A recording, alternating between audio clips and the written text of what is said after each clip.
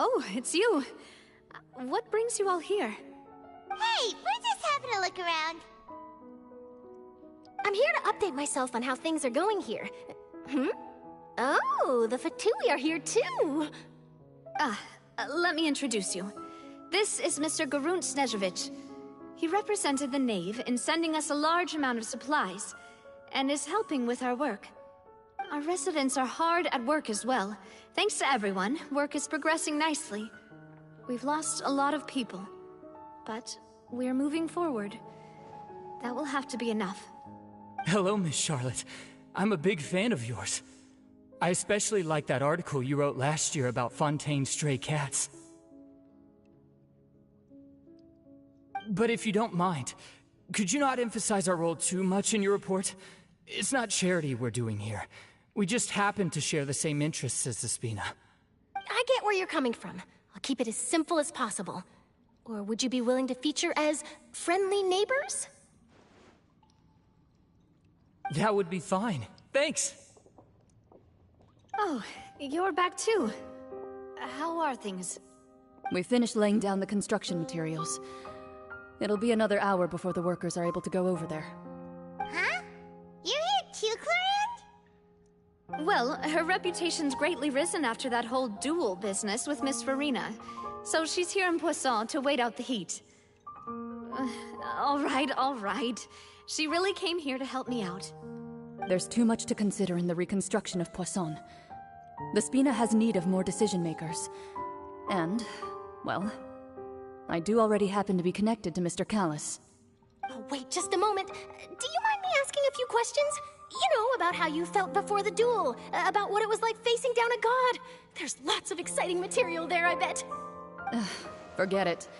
I'm sure you can find a better theme than that, Miss Charlotte. I see you're the same as always. Couldn't you do me a favor, for Navia's sake? Well, if we're talking about doing things for my sake, you might as well just take a few more photos of me. Or of the Traveler. It's better than wasting time persuading Chlorand, at any rate. Of course I will. I'm not gonna let him off that easy. All right, then everyone who wants to be in the photo, gather up.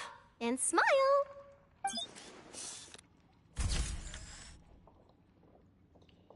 How did it go? Was it a good shot? Did Paimon look cute in it? Not bad. Your addition really helped the composition of the picture. All right, hang on a moment. Let me snap a few more shots.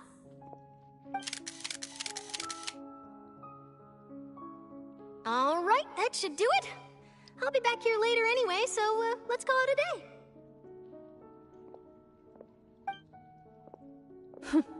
You're very quick. Speed is of the essence when it comes to the news, and freshness is the key. Also, not to brag, but I'm pretty good at building connections. Who knows? I might eventually get that interview with you after all, Miss Chlorand. Wow, you really do have that never say die spirit. I'm impressed. I'll hazard a guess that this is how you got that interview at the Fortress of Merope. Whoa, you're well informed. Let me make a guess too.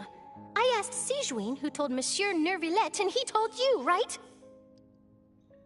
That's a very complete information chain. In truth, all Monsieur Neuvillette asked me was, when did the fortress become so friendly towards the media? I told him that it was best not to speak too soon. There's no guarantee that Ridsley will make a personal appearance. You're right. I've got to treasure every moment I have with them. In which case, I'll be making a move first. Stay safe now. And tell me if you hear anything interesting. I'll treat you to afternoon tea in exchange.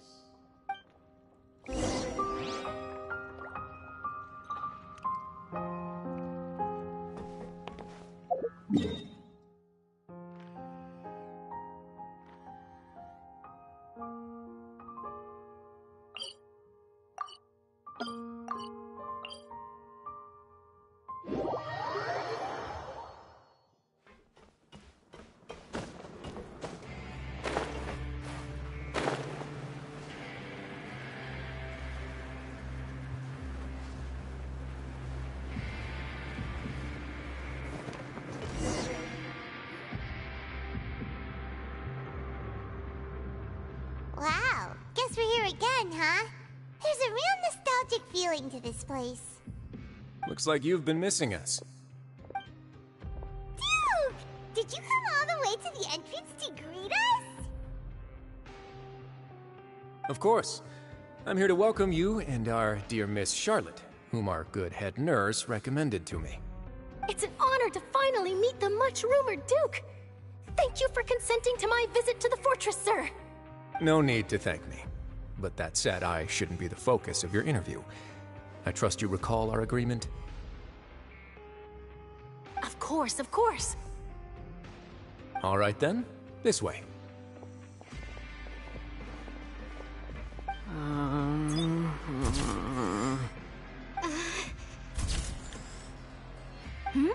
Hey, no need to be so nervous. I've already taken all the photos we need.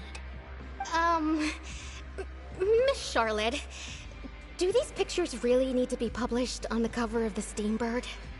It would seem that Miss Lorvine doesn't want her face to appear beside that of Mr. Jurier, Sir, please don't say things like that. But it looks like dear Mr. Jurier denies it. Might this interview be very important to you, then? No, I just... This is my first time being interviewed, and I'm very thankful to the Steambird for... Now, I might not look it, but I actually did meet Mr. Edwin once. And I'll be honest, I enjoyed chatting with you more. You've definitely got more of that genius vibe going on. The boat that brought about a miracle, the ark that saved the people. Why, you recreated a myth back there, like an emissary of legend. Still, if I might ask, where's that flying ship now? Huh! Looks like Charlotte's trying to get herself another exclusive scoop. I have to apologize, but that ship is presently in the bowels of our factory. I'm afraid it won't be easy for you to get a shot of it. Really? Well then in that case, could I have an interview with you to make up for that loss?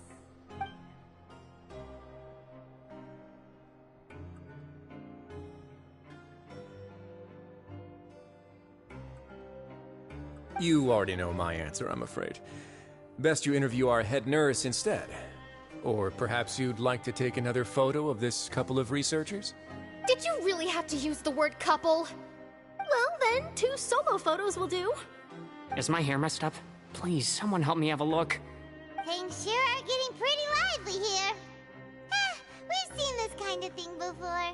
Oh, seems like everyone's here. Would any of you like to try this new drink I came up with? Ah, Sigewine. Hey, Miss Charlotte. Why don't you, take some pretty photos of our head nurse? Sure. Come on, Miss Sigewine, over this way. Let's find a brighter spot. Huh? Sure. Do I have to smile? So, how have things been at the fortress? Same old, as you can see. Fontaine's undergone some changes, but this place is still more or less the same. Other than that flying ship, it got a tad too much attention, I think. That's why I decided to let the interview go through. We should direct more public opinions toward the behind-the-scenes heroes. Am I right, Mr. Jurier? Miss Lorvine? You're too kind, sir. I believe that you too should have your day in the sun. Not that you would want that, which is a pity.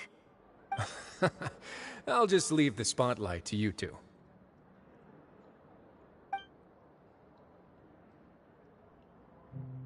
I see.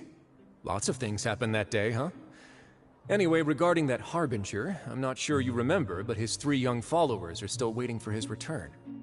He sure did win them over, huh? I'll tell them that there's good news and bad news. The good being that their boss seems fine, and the bad being that they must face extended sentences for abetting his escape. Oh, actually, what about you? Are things gonna change for you too? What change can there be? The fortress will keep chugging along, and so will my duties. As to what Miss Farina's departure will mean for the nation, and if our laws and governance will be transformed, we'll leave those to the folks in the overworld. Hey everyone, the photo shoot's done. Good. In that case, let's call it a day here. Thanks for your cooperation. Come on, Traveler, let's go. Till next time, everyone. There'll be a next time? Maybe. Who knows? I might write a story about the underwater factory next time. Until then. All right. Last stop, the docks.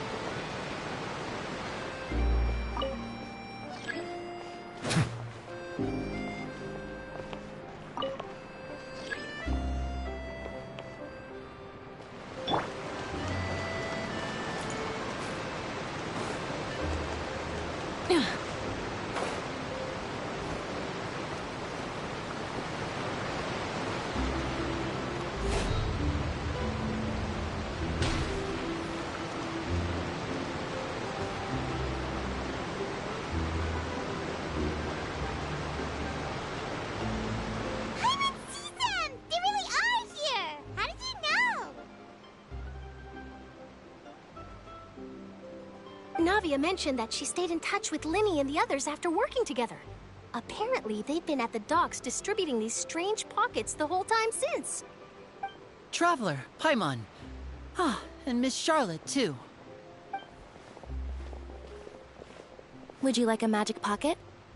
What sort of gadget is it? It's a wondrous bag that can be used to carry many things. The water level has returned to normal, but if you see any of your things floating around, you can use this to carry them. Or you could trick a friend into doing it for you. Trick a friend? I wonder which of my friends would fall for that.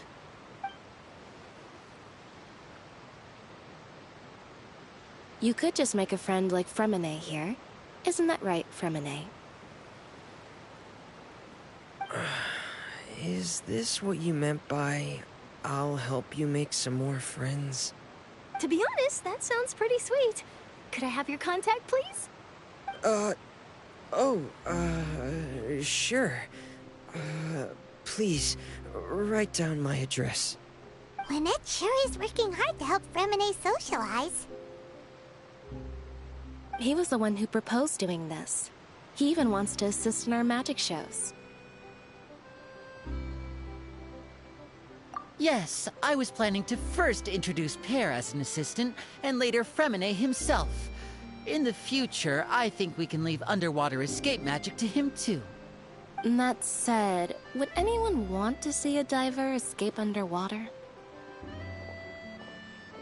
Oh, it'll work out. Every journey begins with the first step. He'll become a part of our show eventually. Lynette, could you come over? Miss Charlotte says she wants to take a picture of us. Got it. My, that Charlotte is rather perceptive. She got rid of everyone the moment she realized I had something to say to you. So, how have things been, Traveler? Father says that you did a great deal during the latest events. She's very grateful for your contributions to Fontaine. That's all right. We were more than happy to help. So, what's she doing now? Oh, I guess you haven't heard. Well, after Lady Farina left, Father and Monsieur Neuvillette opened negotiations, during which he gave Fontaine's gnosis to her as a diplomatic gift. A diplomatic gift? A gnosis? Yes, I was quite surprised at first myself. But when I thought it over, there were actually a number of things going for it. It could have been done as an apology for the incident with Lord Child, or as thanks for his help in tying the all-devouring narwhal down. Furthermore, Father did also lend significant aid to Fontaine and Poisson. Well, that's true, but this is a gnosis we're talking about. Doesn't this seem a bit irresponsible? I would agree, But I've also heard that it seems that Monsieur Nervillet has had a significant change of heart regarding the matter. So there's some reason for this that only Nervillet knows about? I suspect you'll have to ask him about that yourself. Ah, yes, speaking of which, I did see him strolling around the entrance to the Fortress of Meripede a while back. Isn't he real busy and stuff? Paimon didn't think he'd have the time for that. But back to the topic. The Gnosis was given to the Knave, right? What about Child? They say that he's returned to Snezhnaya to recover from his wounds. I hear that the recent disaster really did a number on his health. That's true. When you think about it, we've had loads of run-ins with the Fatui. To think we'd be allied with them this time. So shocked by such a simple switching of sides?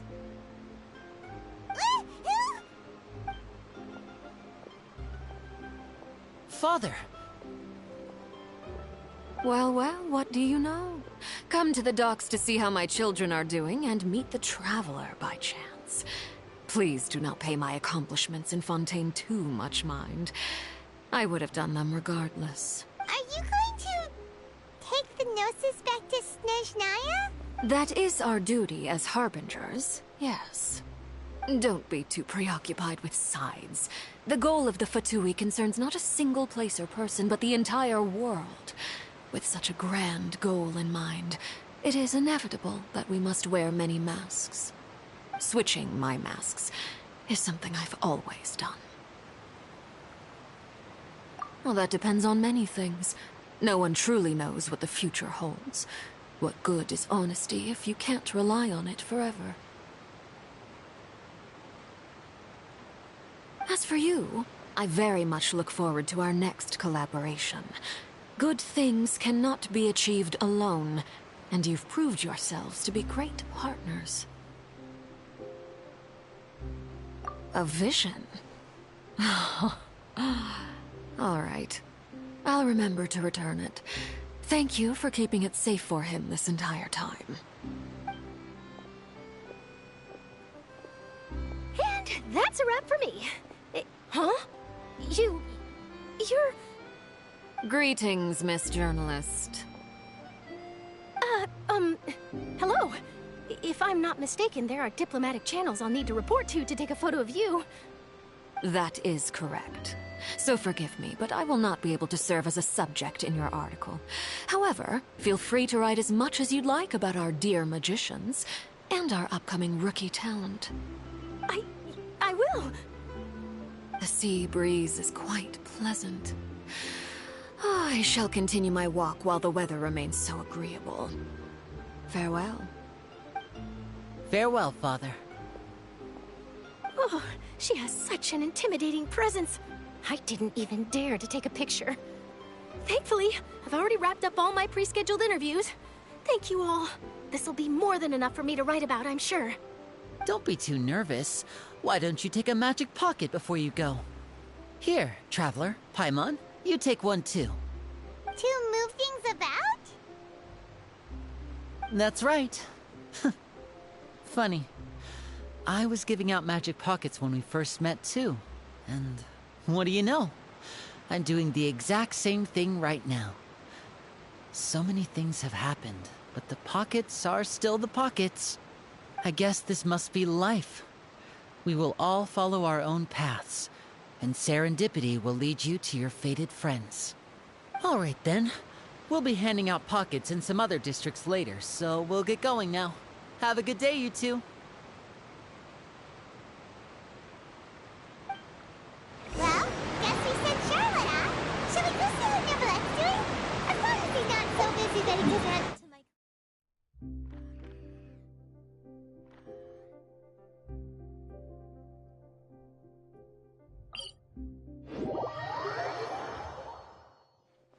Rise with the sun!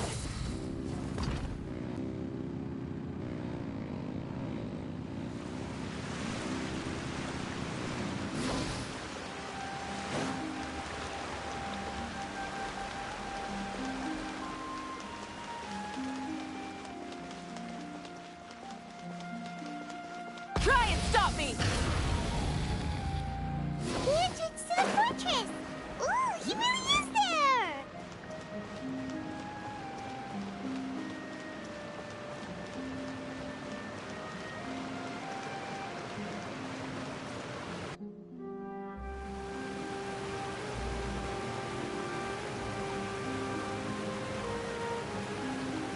really are here, Neuvillette. Kinda didn't think you were going to have free time this hour of the day. Really? Oh, I suppose you must have met Mr. Linney. He took the time to greet me earlier when he passed this way. In any case, you came at a good time. I was just considering reaching out to you to set up a meeting, so I may explain some things that I haven't had the time to before. Aw, Paimon's glad that you remembered. Thank you for keeping us on your mind, what with you being busy and all. Alright, let's have it then.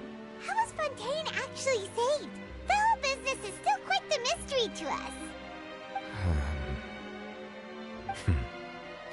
It is strange how words can often leave a bitter taste in the mouth when it finally comes time to say them out loud.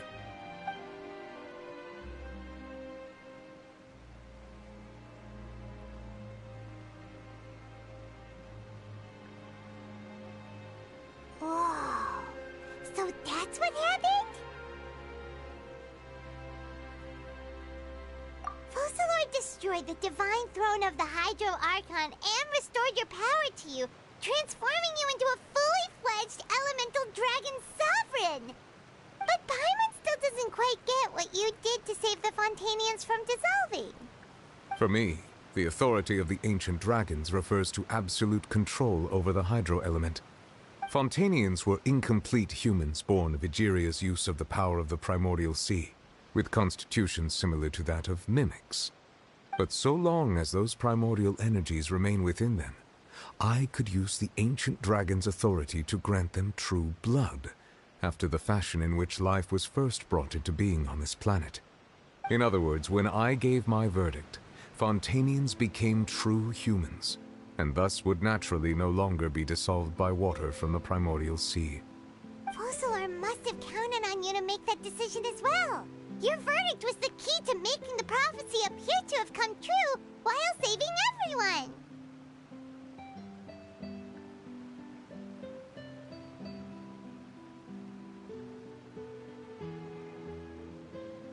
Yeah, and in a manner of speaking, Focalor finally managed to fulfill the original Hydro Archon's wish to turn Oceanids into real people too! It seems from your expressions that you still have more things you wish to ask. Ask away. I will tell you the truth as I know it.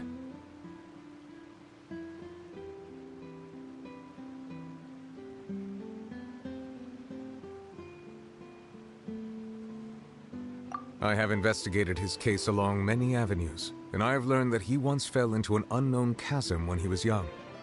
There, by chance, he awakened the all-devouring narwhal. But whether it be by sentiment or reason, that should not have been enough to consider him the root cause of the disaster. At most, he would have had tangential liability. As for the judgment passed by the Oratrice during the trial, whether it was due to that liability by association, or Focalor deliberately using him to buy time for us on the assumption that he would be able to hold the creature off, I cannot say. Guess Focalor had Fontanians in mind the whole time. In the end, it was thanks to her that they finally became real humans. Hang on a second. Paimon suddenly got another question. Back when Fontanians hadn't yet become real humans, were the children they had also transformed Oceanids? Life has always flowed like water. Do you recall how Fontanians would often come to the Fountain of Lucine to pray for children? Yeah, Lynette said the fountain is where all the waters in Fontaine converge. In truth, even those couples did not know that such prayers were no mere custom, but instead a form of ritual. Those Oceanids who were blessed within the spring water would later descend as new humans in the coming months. Paimon sorta gets it now. Either way, seems like this ritual won't be of any further use, but it'll probably live on as a local custom. Ask away. I will tell you the truth as I know it.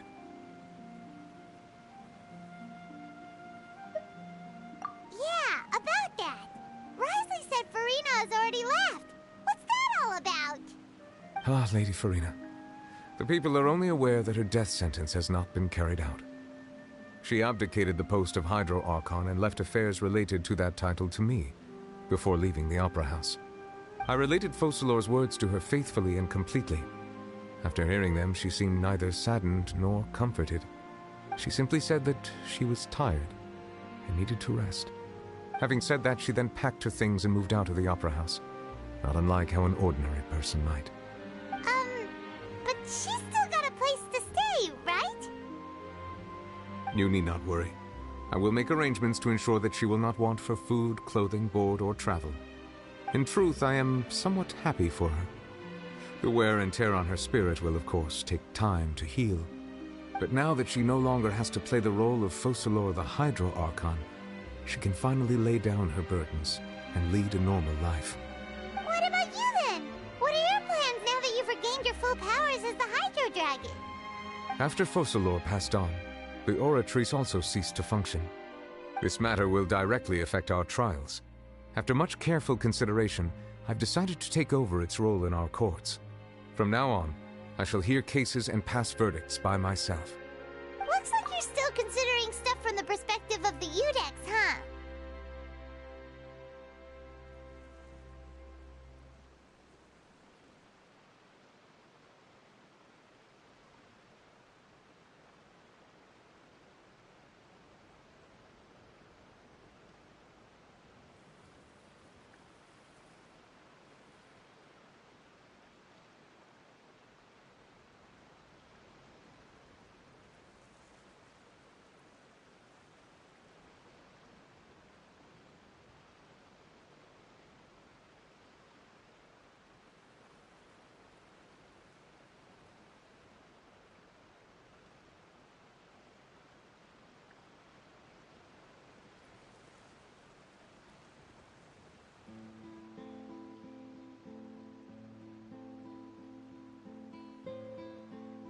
As an elemental dragon, there are indeed many things that I must do.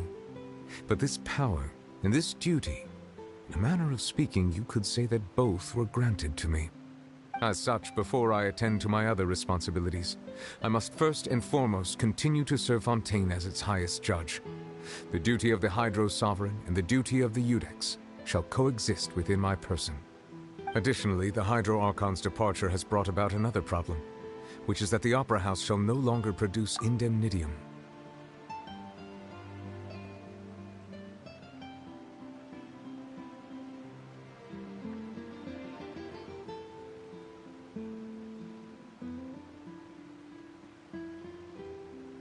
That's true. That power was derived from the people's faith in the Hydro Archon, wasn't it? Wait, but the various mechs and machines in the city are all still okay. Where are they getting their energy from? As I am now, I have full command over New Musia, and it can serve as a complete substitute. Another reason why I cannot quite leave Fontaine immediately. Wow. This ancient dragon's authority stuff is really quite useful, huh? Ask away. I will tell you the truth as I know it. Oh, that's right! They say you've given it to the knave as a diplomatic gift or something! Leaving aside their intentionality, the two Fatui Harbingers have indeed done much for us during this crisis. Their sole remaining goal in Fontaine, at least at this point, would seem to be the Gnosis. The Oratrice has ceased to function. The Hydro Archon's divine throne is now no more, and I do not need the Gnosis's power. As such, it has lost all meaning for Fontaine. If the Fatui have impure designs, then we might as well accede to their request now, and avoid unnecessary conflict. What complicated considerations! Paimon thought you were just giving it to them out of gratitude to the knave and as an apology to Child. Ask away. I will tell you the truth as I know it. You will soon be heading to Natlan, I presume? I'm afraid that I have little talent as a travel guide, so all I can do is tell you what I know about that land. As far as I'm aware, Natlan can be said to be a nation of dragons. A nation of dragons? You mean like you? No, I suspect that I would not find myself welcome there.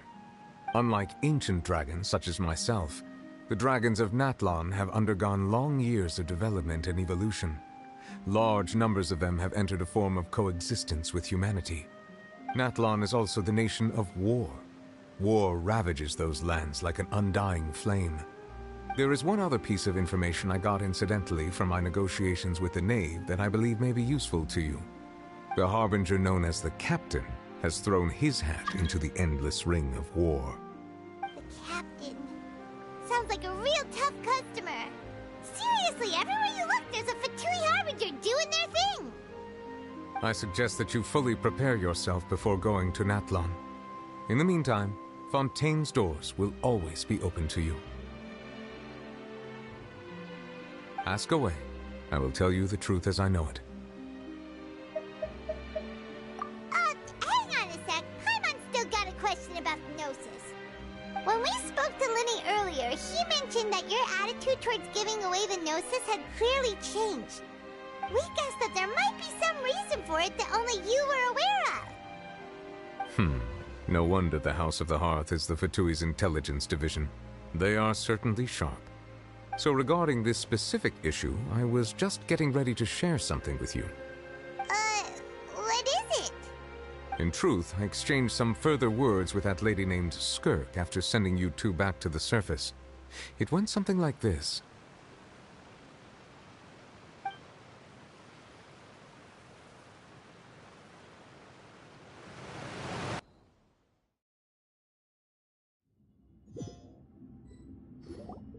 Well, we're going to head topside to see what's going on. You hurry over soon as well, all right, Nervalet? What next? The all-devouring narwhal isn't here, so I'm no longer getting any interference. I can finally catch the scent of your power, what it's made of. It is the authority of the planet's primordial dragons, but with something very similar to a god's curse mixed in. It's quite a novel blend. I'm sure I've encountered something like this before. What was it again? I do not know what you speak of. Of course. How could I forget? You should have the remains of the third Descender on your person, yes? Remains? I've never heard of any such thing.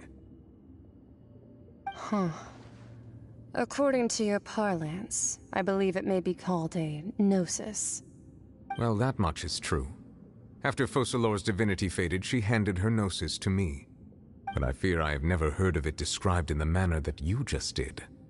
I've been training with my master, the Foul, ever since I was young, and I have never returned to the surface since. So most of the information I possess, I got from him. It is only natural for those who are greater than humanity to possess a different sort of common sense, which is why there are so many problems in our attempts to communicate with humans. Regardless, you should probably get rid of objects of misfortune to prevent any disasters from befalling you. To live in itself is a blessing. But once a person dies, the bonds he once had with this world shall all turn to curses. What do you mean by that? No need to fret. These are just my personal thoughts, and my reason for no longer wishing to return to the surface. This third Descender you refer to, who are they? And when did they die? Master never mentioned them to me. Perhaps it just wasn't that important for me to know. If you're interested, though, I could ask him. I'll be sure to pass the answer on to you next time. Next time? You believe we will meet again? I do. Wait. I have a disciple of my own, don't I? He can be the messenger, then?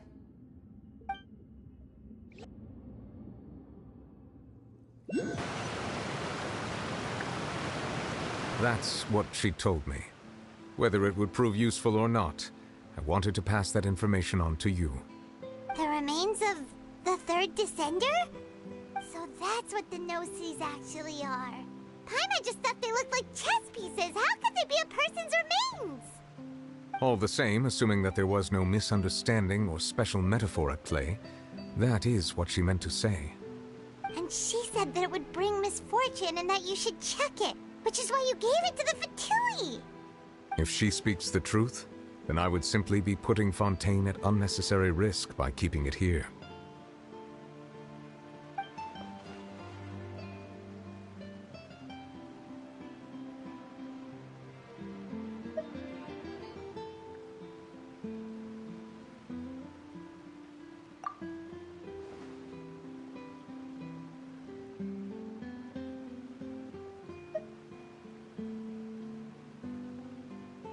I had guessed that you might already be familiar with this concept, but I did not expect you to be one of them.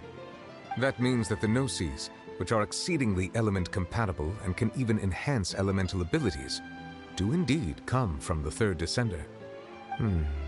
I wonder, does your body also possess similar properties? Like being able to use elemental powers without a vision! That does sort of count as special compatibility, right? No, let's not think about this stuff right now. It just feels creepy. Comparing the Traveler to the dead third Descender and all.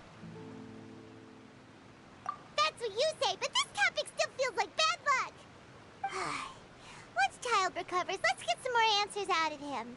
Or go look for his master and get the answers that way. I too believe it unwise to make too many blind guesses when information is lacking. The same is true of being at court.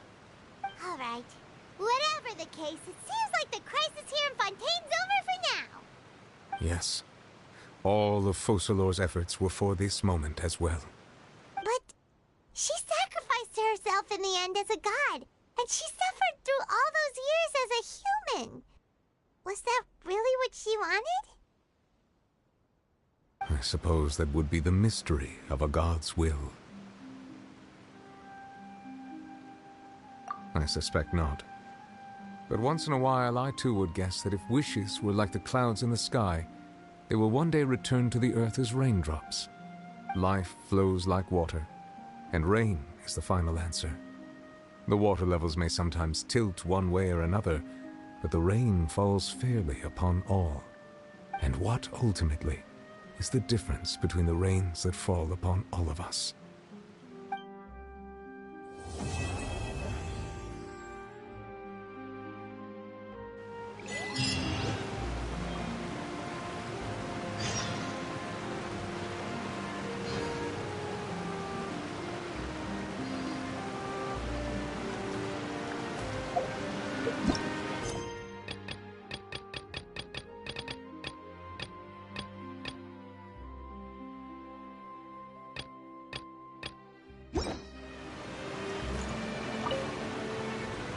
It seems from your expressions that you still have more things you ask away.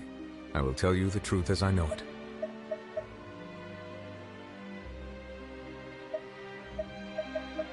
I suggest that you fully prepare yourself.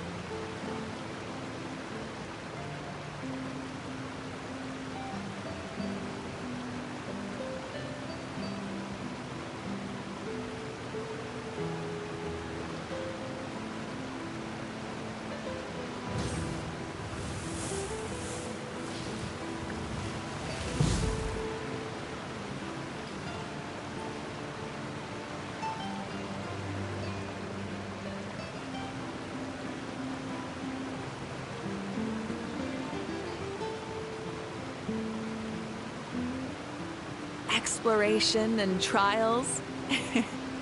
Adventuring is right up my alley.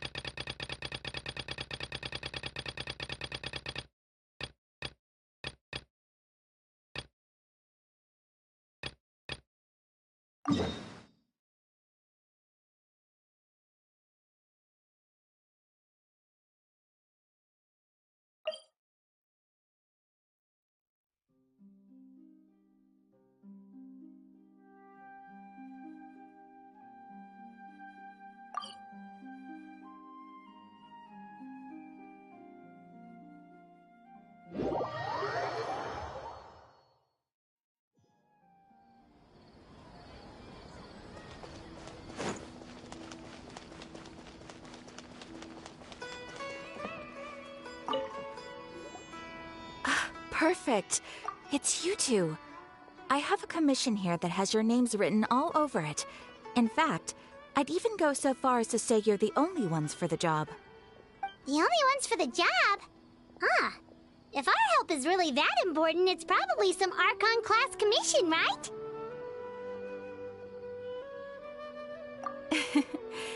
The Adventurers Guild doesn't employ that kind of classification system. In fact, this commission is also probably not nearly as intimidating as what you're expecting. All it asks us to do is to find a missing person.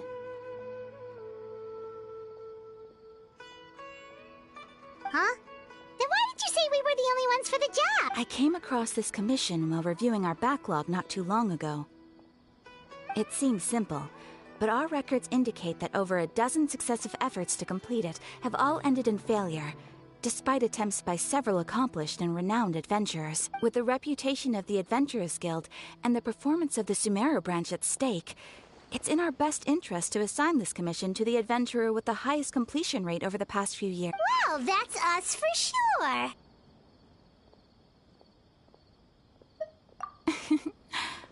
All I'm asking is for you to give it your best. If it proves to be beyond your capabilities as well, I'll talk to the commissioner about canceling the commission. Okay, so who are we looking for? And what is it about this commission that's made it so hard to complete? This commission was jointly issued by the residents of Vimara Village. They say one of their own villagers has gone missing, but the problem is, they don't know the missing person's name. They can only provide information about his general appearance. They're all from the same village, but they don't even know his name? If so many adventurers have failed to complete this commission, maybe this missing villager doesn't exist at all. Could it be some sort of a prank or something? Unlikely. Several villagers came by to issue the commission, and judging by their appearance and tone of voice, they seemed incredibly sincere. It certainly didn't seem like a joke to them. Besides, putting up a commission requires a processing fee. There aren't many upsides to a prank that costs Mora to carry out. In any case, it would probably be best to go to Vimara Village and ask around first. The Adventurers Guild does have some information on hand, but I would say anything you can learn directly from the villagers would be far more reliable. The best way to avoid misdirection is to go to the source. All right then, let's go! I'm starting to get really curious about this whole thing.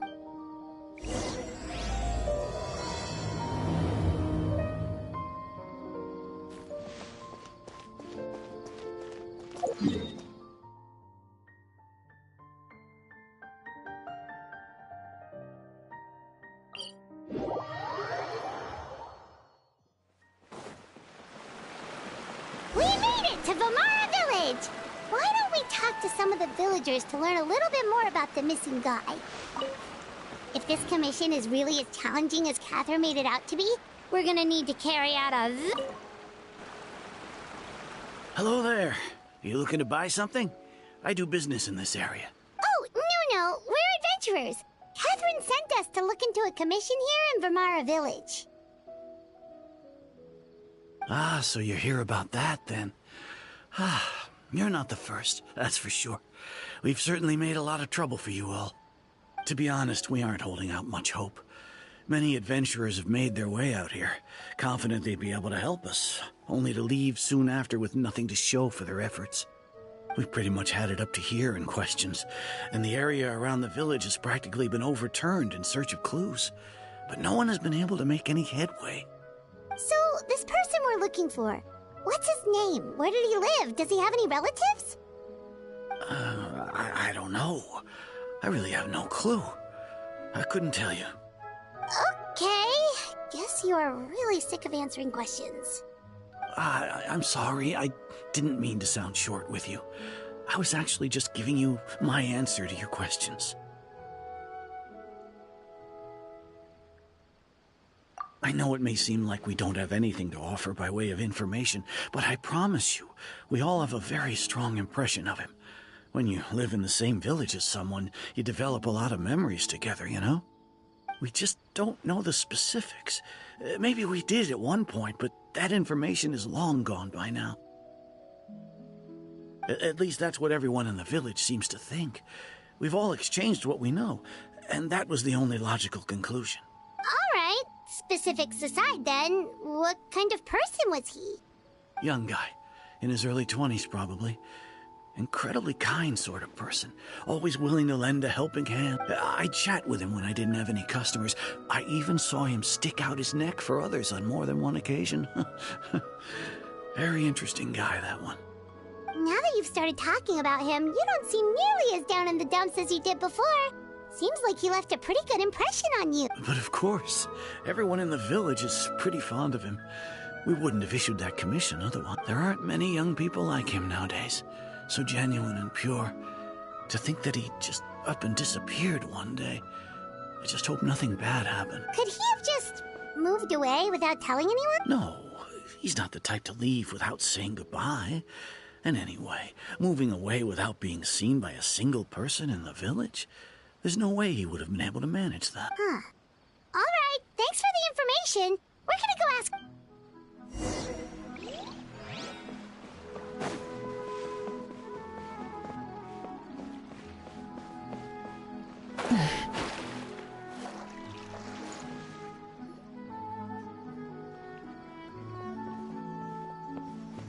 Is that guests I hear? Hi, Grandpa Amadea. We're here to help you look for the guy that's gone missing. Ah, so that's what brings you to these parts. Coming all this way for our sake. That's so very kind of you. With your help, I trust that young man's case is in good... Could you tell us a bit about him? Of course. I'm happy to help any way I can. With my failing eyesight, I'm afraid I can't offer much about his appearance. But I do remember hearing the sound of his voice. Not recently, of course. That loss has left me feeling quite empty. I don't think his parents are still living in the village. But somehow he never seemed lonely. In fact, he was usually the one offering companionship to others. He would often take time to visit the elderly or play with the orphans in the village. And whenever someone had something on their mind, he was there to listen with open ears. He always knew just what to say. As the village chief, I owe him many thanks. Helping villagers navigate difficult moments in their lives should have been one of my responsibilities. But he was often the one rising to the occasion. Wow. He seems like such a nice and gentle person. No wonder his disappearance affected you all so much. But, you wouldn't happen to know any details about his name, address, or family situation, right? I'm ashamed to admit it, but I just can't remember. No matter how you look at it, I should know those things. But for some reason, no matter how hard I try to remember, the information just doesn't come. Perhaps my age really has caught up with me this time. It's okay. There's no need to force yourself to try and remember. We'll figure something out.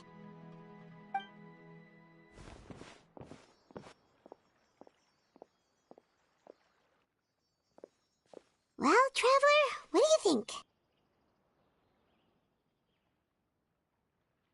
Paimon thinks so too. Like, the name thing. It's so weird that no one remembers his name. And nobody has been able to tell us anything about his family or where he lived. It's like this guy's been erased from reality or something.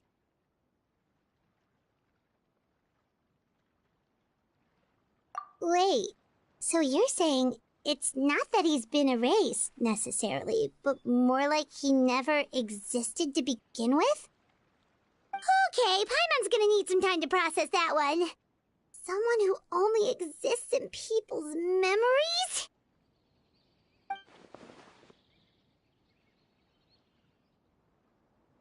You two are the adventurers who just arrived, right? You're here for the Vamara Village Commission? Yep, sure are. We were just looking into the case. I'm so glad to hear that. Thank goodness you haven't given up. I've been so worried the Adventurers Guild might cancel our commission. My name is Atosa, by the way. I grew up here in Vamara Village. Anyway, I just wanted to say, please keep searching for a missing villager. I'm begging you. You have to find him. no need to worry. We'll give it our best shot. So, were you close to the missing villager? Are there any leads you can give us? I'm not sure this counts as a lead, but follow me. There's a place I'd like to show you.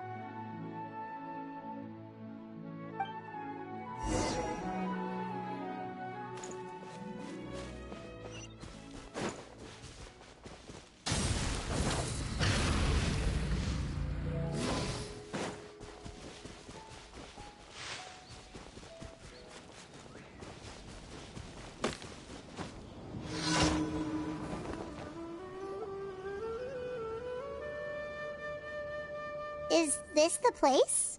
Under this tree? Yep. I know it doesn't look like much, but this place is very meaningful to me. We used to always sit together under this tree and talk. Sometimes we would look up at the clouds in the sky, or stop to feel the wind against our skin. We could sit there for hours at a time, never realizing how long it had been. I was actually adopted by the people of Vamar village. The forest rangers found me in the woods as a child. I was surrounded by such good people, and growing up in the village was so lively.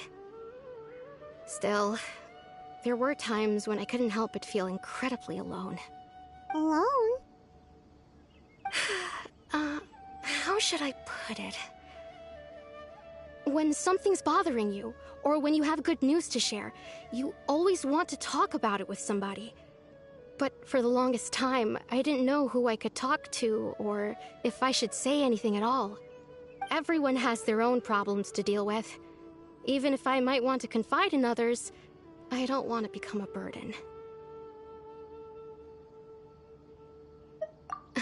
Really? You know exactly how I feel?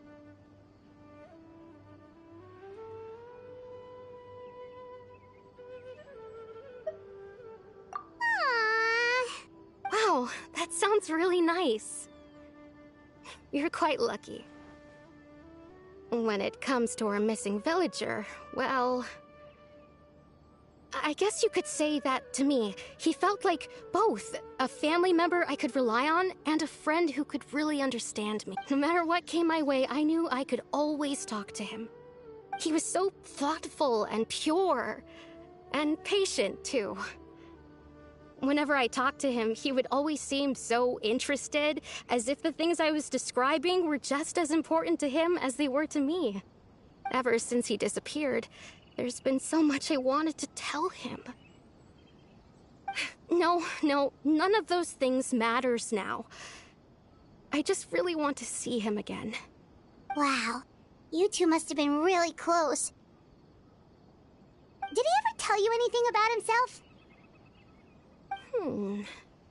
He mostly just talked about interesting things he saw around the village. He'd share a lot of his own wild ideas as well. Oh, right! I did ask him about his parents once. But all he said was, they're not here anymore. I didn't know whether that meant they had left the village or passed away, and I didn't want to pry. Still not much to go off of. Look at me. Talking your ear off and still nothing to show for it. I'm sorry I wasn't more help. The last time I talked this much in one go... come to think of it, every time we talked, it always seemed to be around dusk. Just like right now. Time always passed by really slowly. Even when it felt like we'd been talking for hours, the sun would still be at the same position in the sky. Well, time always seems to pass slower when you're relaxed, right? What's wrong, Traveler?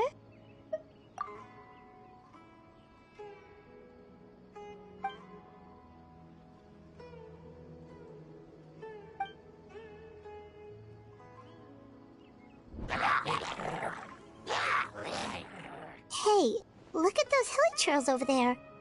Doesn't it seem like they're acting a little strange?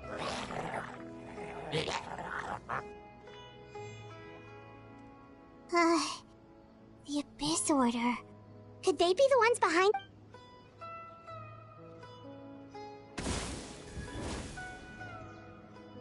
Uh-oh, we've been spotted! Quick!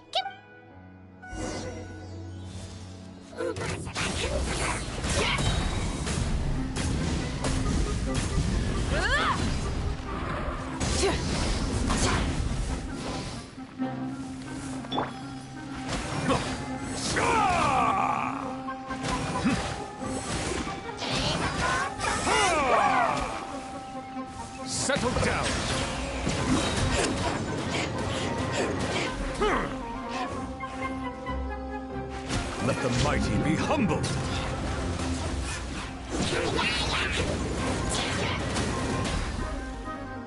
Silence!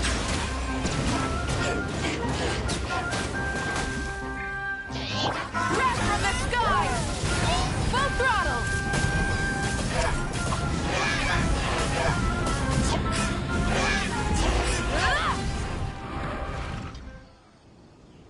Thank you so much. I wasn't expecting monsters to show up. If you hadn't been here, I'm not sure what I would have done. It was no trouble. Now that I think about it, the hilly trolls around Vimara village have been a lot more active lately. They seem agitated and would often attack anything in sight.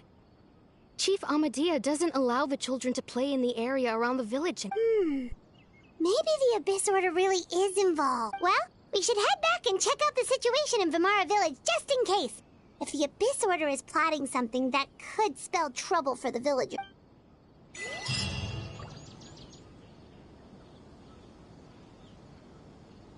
Wait a second. That person... It's Dave!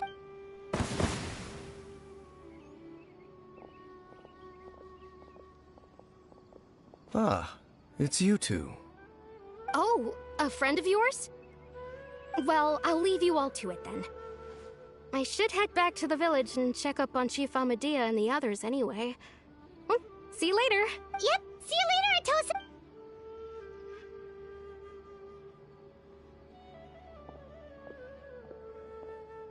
Why do you always have to pop up out of nowhere like that? Is it your life's mission to jump scare us or something? It's hardly personal, or intentional for that matter. As long as you and I are both in pursuit of the Abyss Order, we're bound to cross paths. Ah, so you're here to investigate the Abyss Order then. That would explain the monsters you were fighting just now. Naturally. Hold on. Are you not here for the same purpose?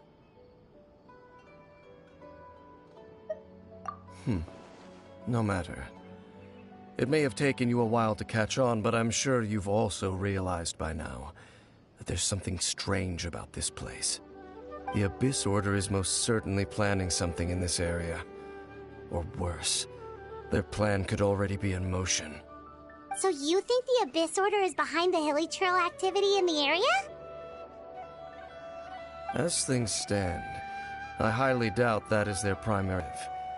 I would imagine the increased hilly trail activity is merely a byproduct of whatever it is they're really trying to accomplish. Still, the hilly trail activity is causing a lot of problems for the people here. We should stick around for a while and protect the village, don't you think? The best way to protect them is by figuring out what the Abyss Order is truly planning. That is how we prevent further tragedy. And you shall have them. I never intended to hide anything from you. Don't worry. There should be ample time to talk.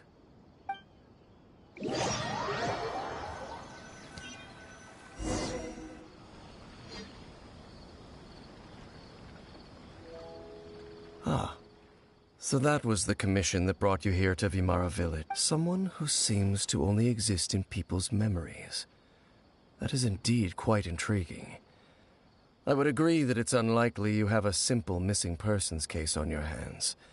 However, any possible connection to the Abyss Order is still unclear. It appears all we have by way of clues is increased hilly trail activity, and that is certainly not much to go off of. Right! That mysterious voice he heard in his sister's memory. The one who called himself a sinner. Who is he?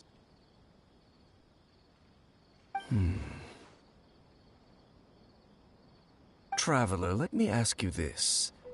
Do you believe your sibling to have betrayed you?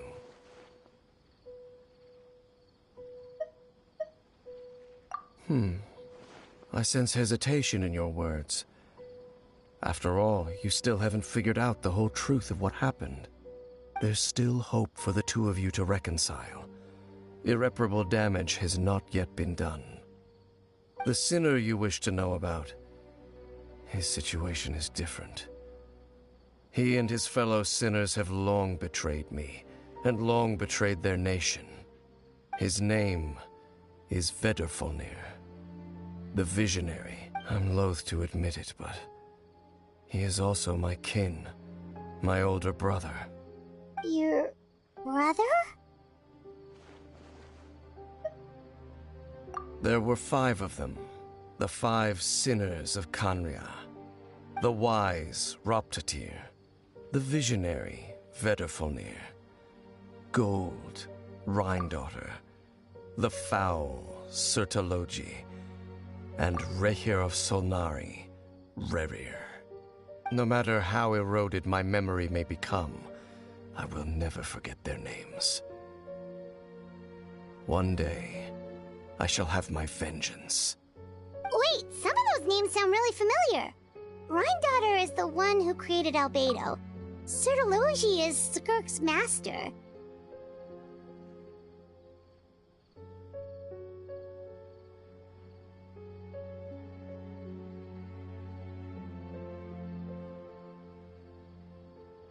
And the one we just learned about, Dane's brother, Vedderfolnir. If he was the voice of the sinner, then the one who inspired Clothar to create the Abyss Order was him!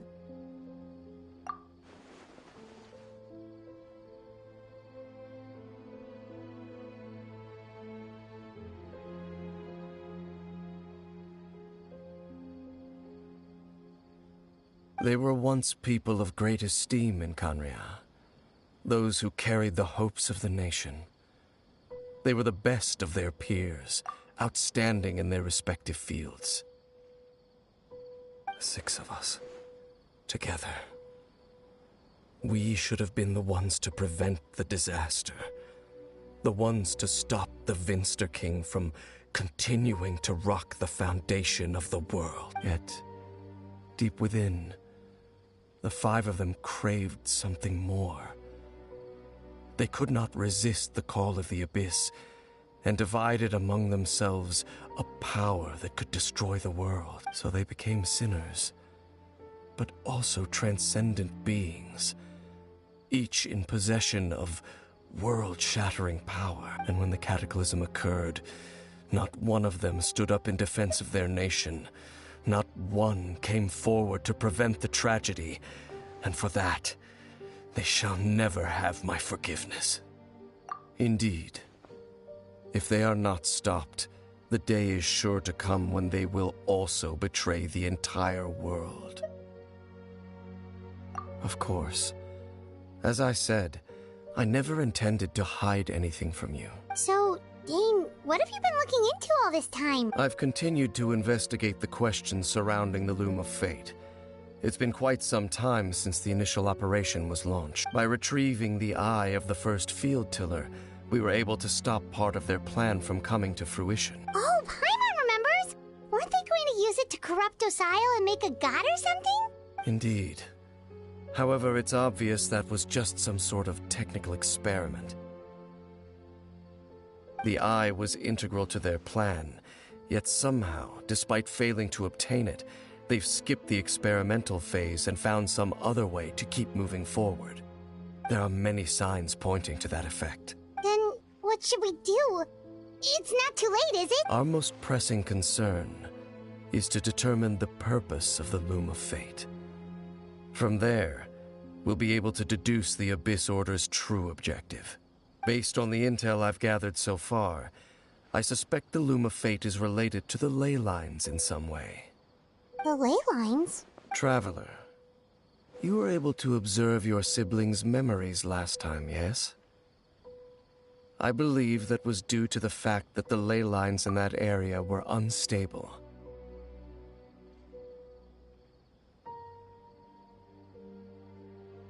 My recent investigation has shown that Abyss Order activity in a particular area is usually followed by a series of issues with the ley lines.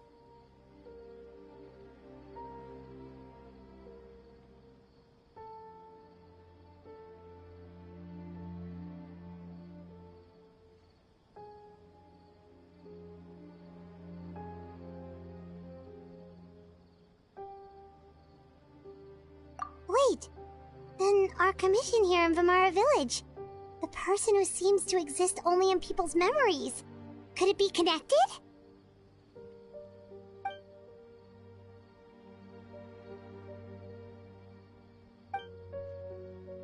It's certainly possible.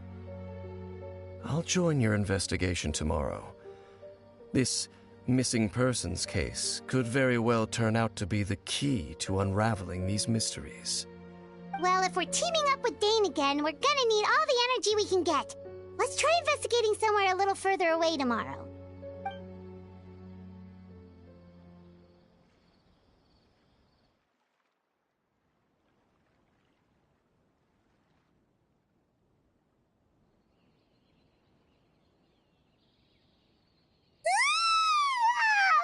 So tired. Paimon used way too much brain juice yesterday.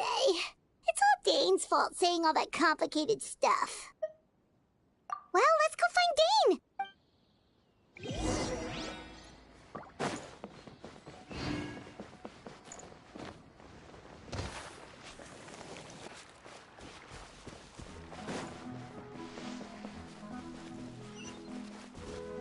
Burn it down! Dane? Hello, Dane? Did something happen? The missing person from your commission. Could you describe them to me? Oh, young guy? Early 20s? Seriously, Dane, what's going on? There appear to be certain memories in my mind that weren't there before. Memories of him. Maybe we just talked too much about him yesterday and you had a weird dream or something? No, it wasn't a dream. They're memories. Memories that suddenly appeared in my mind after I woke up. And I'm certain I've never met this person before. I remember handing him the eye of the first field tiller. What? Okay, so this missing person definitely has something to do with the Abyss Order then! Indeed. And it appears he possesses the ability to implant memories into the minds of others. Wait then. All the memories the villagers have of him, could they be fake too? Maybe they never knew him at all.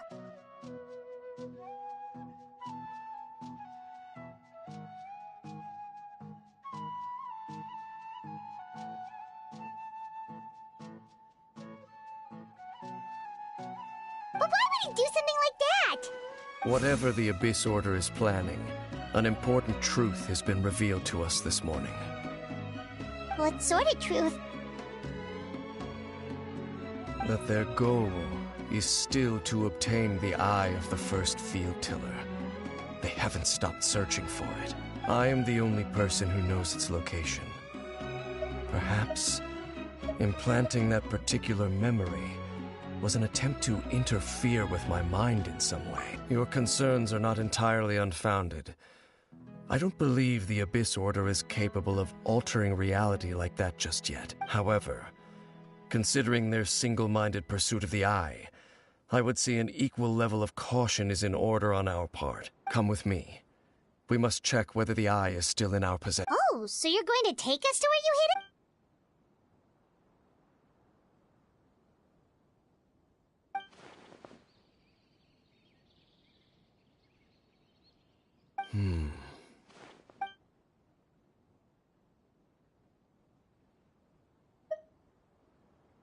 Of course.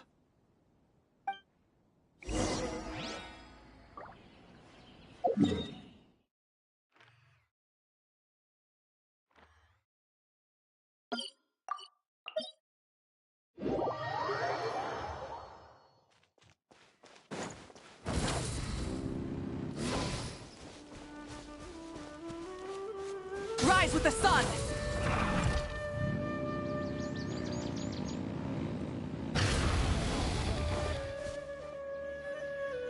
So you hid it way out here? Not an easy place to discover, that's for sure. Well, let's go check to see if it's safe. Traveler, wait.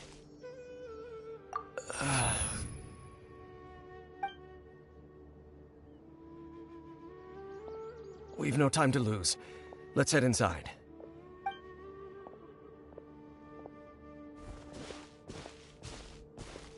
Hey, wait up!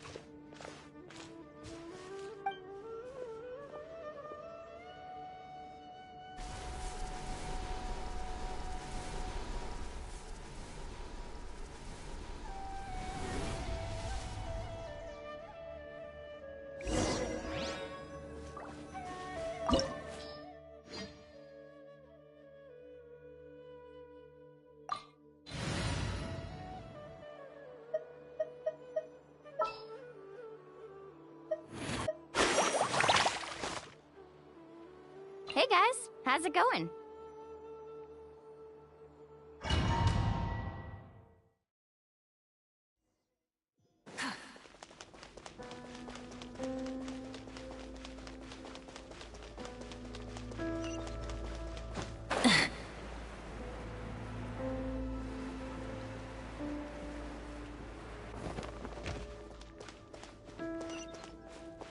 Light it up!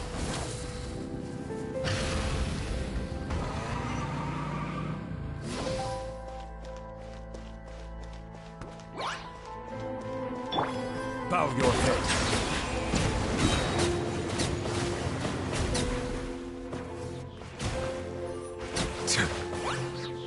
The tides beckon.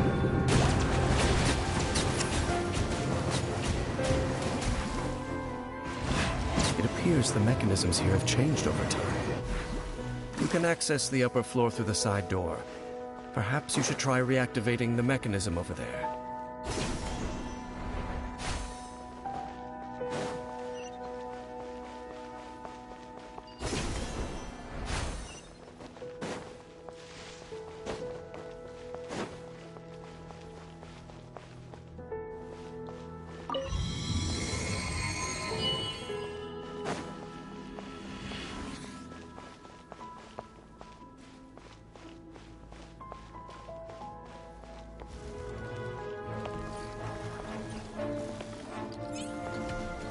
Silence!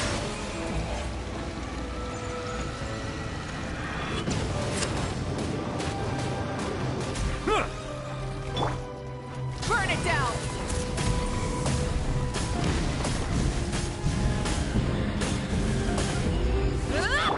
Witness my rise. Laid bare. Rise with the sun! Light of the blazing sun!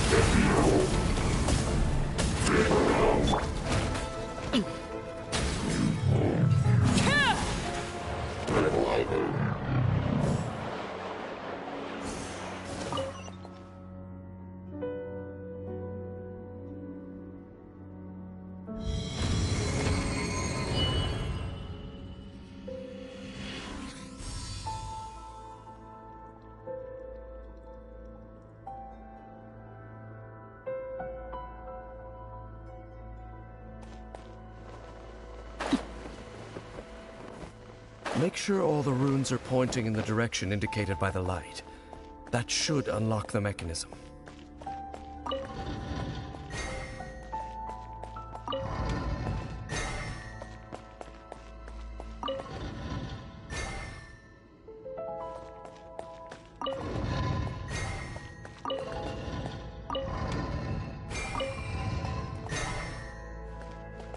Ah, the door's open. Let's go. Our destination is just up ahead.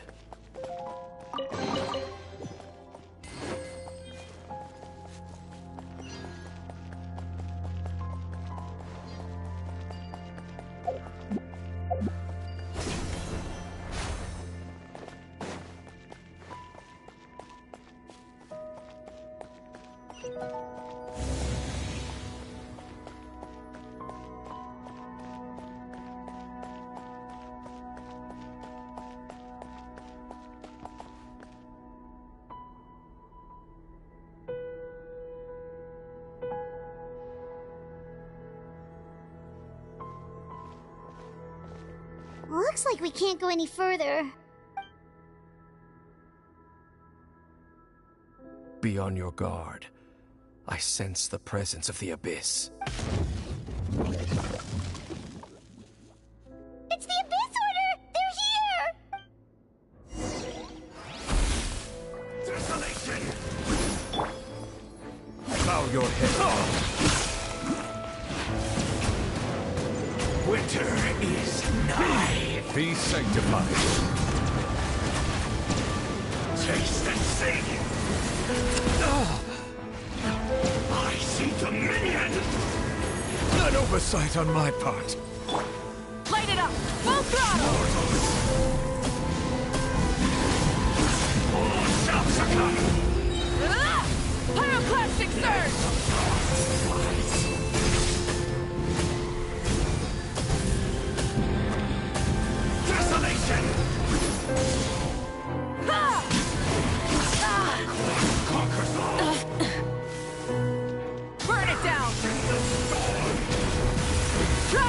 me! Foolish mortals! No more mistakes! Settle down! Feel no more!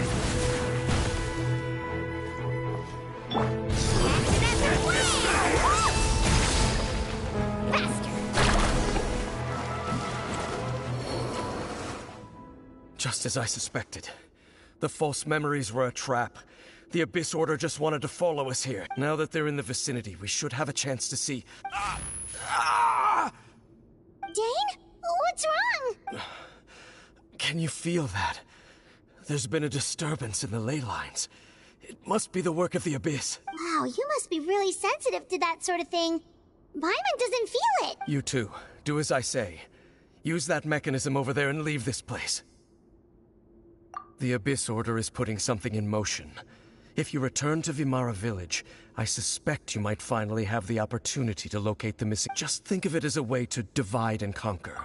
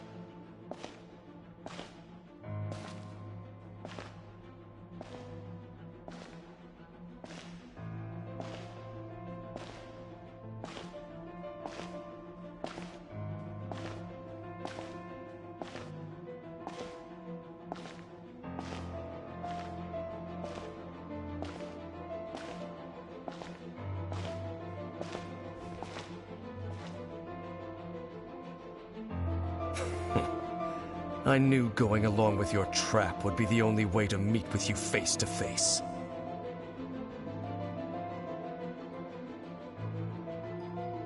You risked your safety and that of the Eye? That's quite the gamble, Dainsleif. But I believe that I am the one walking into a trap laid by the Twilight Sword. So you came here all on your own? What about those followers of yours? When the Twilight Sword is prepared for battle, any army I could send would only be marching to their doom. Better that I face you alone. I know you must have a lot to say, but if it's a conversation you want, you'll have to defeat me first.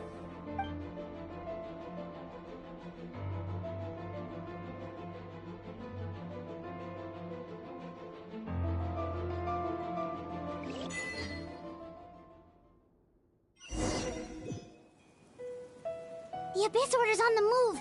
The ley lines are all out of whack. We better hurry back to Vimara Village and see what's going on. Hey, look at those hilly trails over there. Weren't they acting super agitated just a little while ago? Why are they so calm all of a sudden?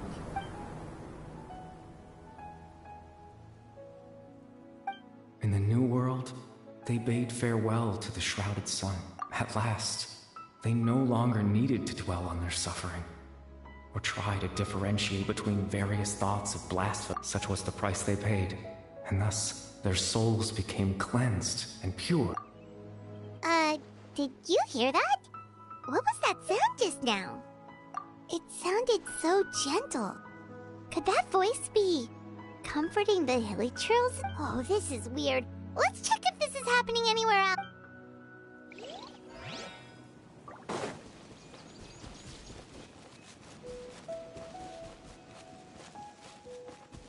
Looks like the same thing is happening over here, too.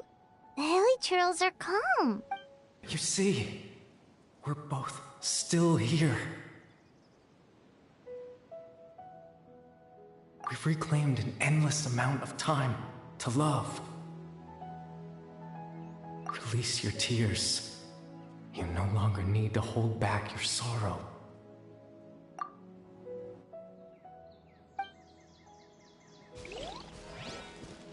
Need a surfboard? Over there. It looks like they're sleeping. In the end, he whispered, soft, "Sleep well, Father.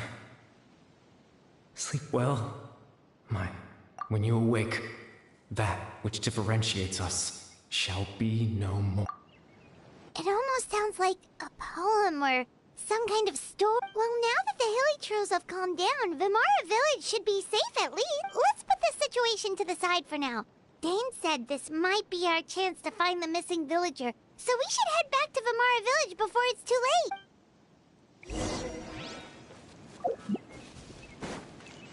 Carving way!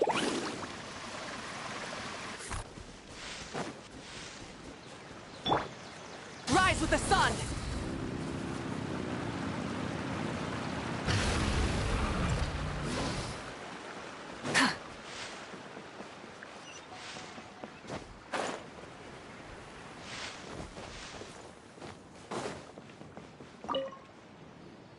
Grandpa Medea, is everyone all right? The Abyss Order seems to be up to something nearby. The Abyss Order? This is the first I'm hearing of it. Thank you for your concern, but as far as I'm aware, it's been business as usual here in the village. Well, that's good to hear. Oh, also, you didn't happen to come across any clues about the missing villager while we were gone? Someone's gone missing, you say? Who would that be? Huh?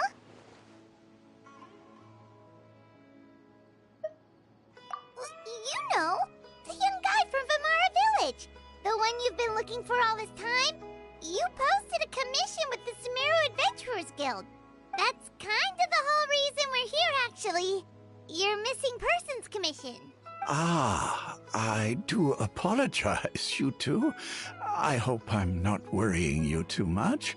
I'm sure it's just my age making me forgetful again. At least right now, I can't seem to recall whatever it is you're referring to. But how is that? All right. Thanks for your help, Grandpa Amadea.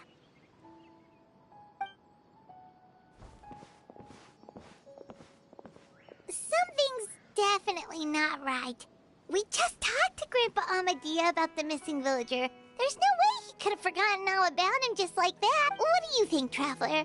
Could everyone's memories of the missing villager have been erased again? You're right. We should narrow down the possibilities first. Let's...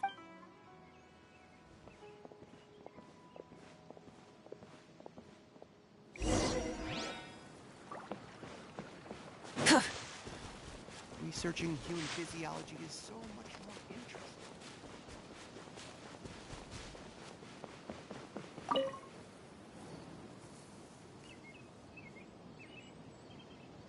Someone's gone missing? Who? Just as expected. That guy you said a bunch of nice things about earlier? The one you always used to chat with. He's around 20 years old, and you said he was a kind, warm-hearted person? Oh, I know who you're talking about. Really? You remember? There aren't many young people who've earned that kind of praise from me. If you're certain that's what I said, then there's only one person who fits the bill. No doubt about it. But why'd you say he's gone missing? Yeah, I just saw him leave the village. There was someone else with him, too. They couldn't have gone far.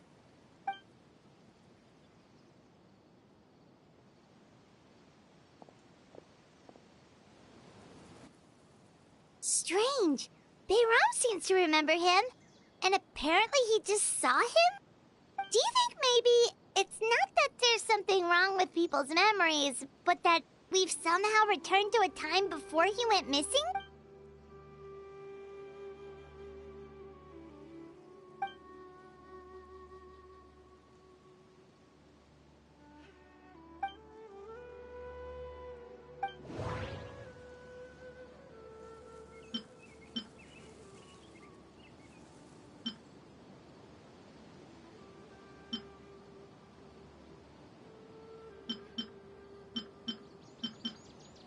If this person only exists in people's memory. Right! Paimon totally forgot about the ley line disturbances.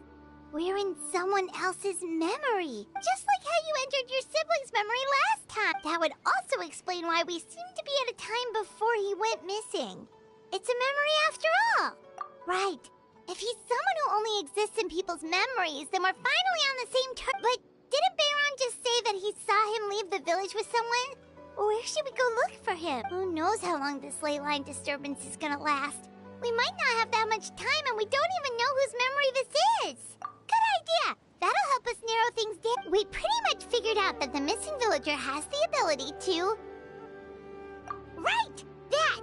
Can we try to figure out more about him using what we know of his ability? Like, does it maybe leave a trace that would somehow give him away?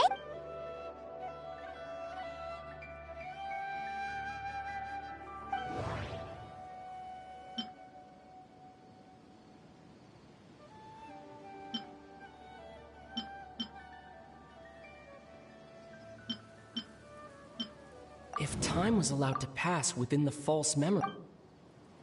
If time was allowed to pass within the false memories, there's a higher chance they might conflict with someone's original recollection. That would make it much harder to avoid suspicion. No wonder! All this time and the sky hasn't changed a bit!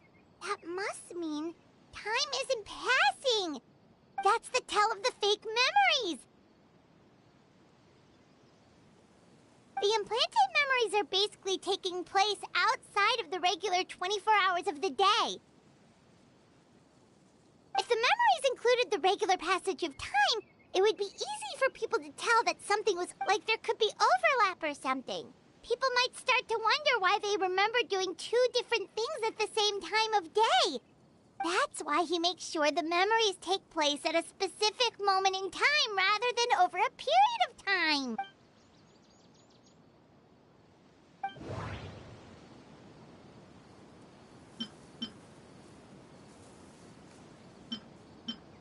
The color of the sky coincides with the moment in time she described. Dainsleif had memories implanted into his mind. Could it be that it's happened more than once? We thought Chief Amadea forgot about the missing villager, but it turns out we're at a moment in time. The color of the sky. Oh, right! That's exactly what Atosa described! Oh, come to think of it, every time we talked, it always seemed to be around dusk. Just like time always passed by really slowly. Even when it felt like we'd been talking for hours, the sun would still... Yep, that has to be it! This is definitely Yeah, that's where they'll be!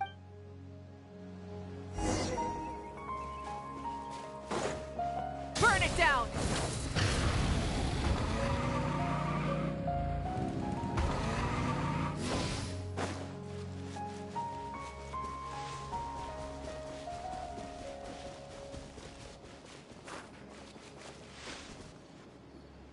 So, you see, Granny Jahiet was a mercenary when she was younger. She just talks like that out of habit. She's not trying to scare the children on purpose. Oh, there I go again. Always talking about my own things. Do you maybe have anything you want to share? It's okay if you don't. You could also just talk about what you think of me? Oh, I think you're an incredibly strong and thoughtful young woman. You'll meet many amazing people and live a very happy life. You won't miss someone like me. Huh? Are those your friends over there?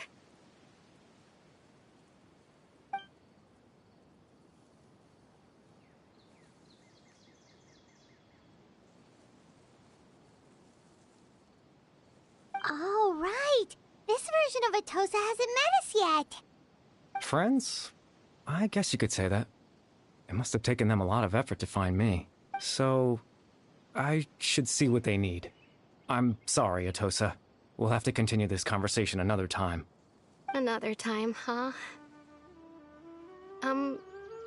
Yeah, okay. I'll head back to the village then. Talk to you some other time.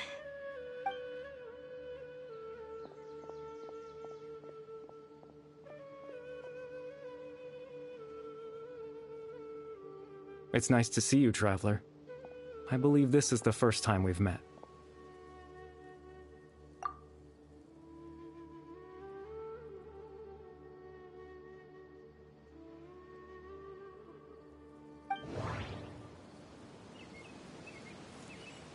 The founder of the Abyss Order. The man who broke the curse of immortality. Born into abject sorrow, he shall now become the Loom of Fate. Dane's brother, one of the 5 sinners of Conria. The one who stole the power of the Abyss.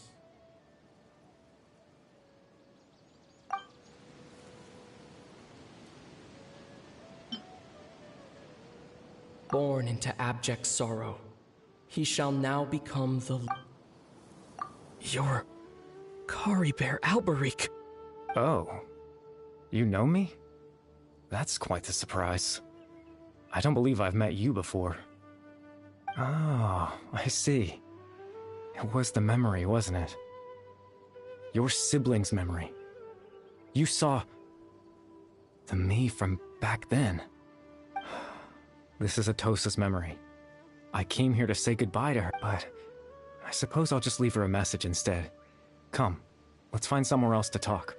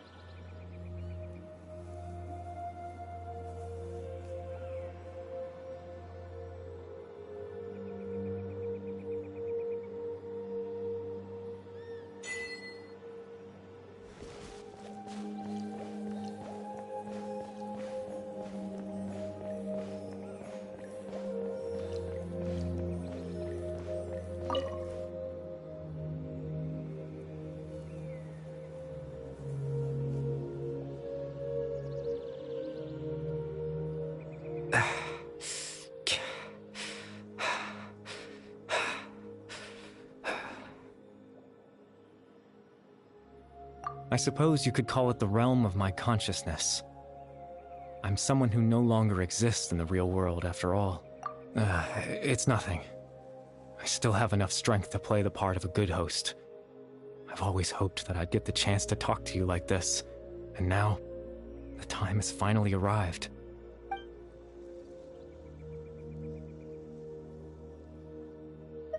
Extreme sorrow and pain.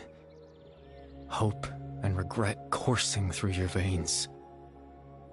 And a degree of abyssal power that defies comprehension. Father told me that once I possessed all those elements, I would become the Loom of Fate. But despite his intentions for me, I never truly became the Loom of Fate. I was merely used as a means for its construction, in truth. I died the moment I set everything in motion. The person you see before you now is nothing but a remnant of consciousness left over within the Loom of Fate.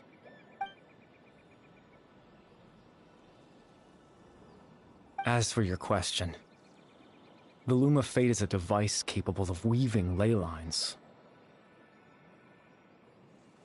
In its primitive form, it can only be used to create and implant memories. But, as more of it is completed, its power becomes stronger and stronger, until finally, it has the power to weave real ley lines of its own. Once fully completed, the moment it gains the power to weave ley lines, it loses the lower level ability to influence memories. But it also becomes a tool that can change the entire world. Yes, I have the ability to control the loom in its semi-completed form. I suppose you can think of it as a form of compensation. After all, its existence cost me my life.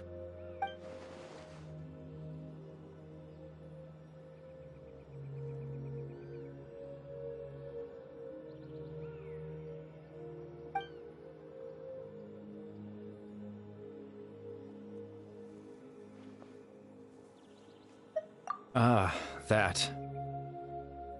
I was wrong to implant those memories. I'm sorry I caused so much trouble. Not only for everyone in the village, but for you as well. I just wanted them to feel like I once existed in this world. As if I had a chance at life.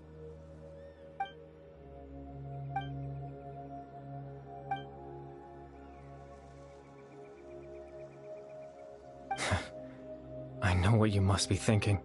Why would I do something so meaningless? But I just couldn't accept it. I had to know what it would be like if I had my own life. What kind of person I would be. What other people would think of me. Chief Ahmadiyya, Baram, Granny Jahiyat, Atosa. What would it be like if I could live alongside them? No cataclysm, no curse. Just a quiet life in a peaceful village.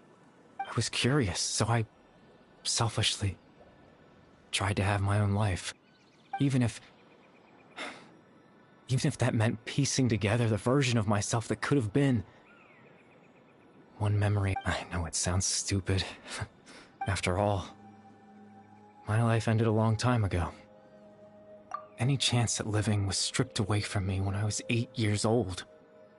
My consciousness left to mature in an illusory world of nothingness. Even the form you see before you was nothing but an invention based on my father's appearance. An imagined version of what I would look like if I had the chance to grow up.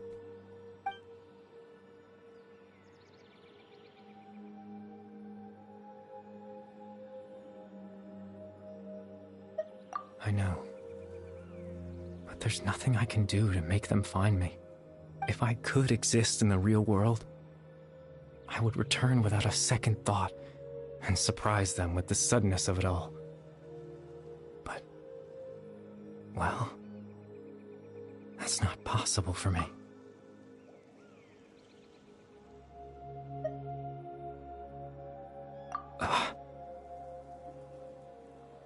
I know.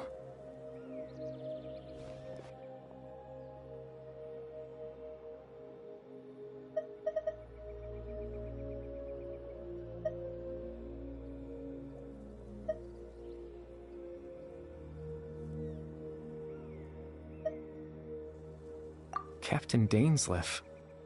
Twilight Sword, you mean? No need to meet up with him. Things should already be settled on his end. Exactly. As someone who could only exist in people's memories, the fact that I'm able to talk to you in my consciousness like this can only mean one thing. The loom of fate has already been completed.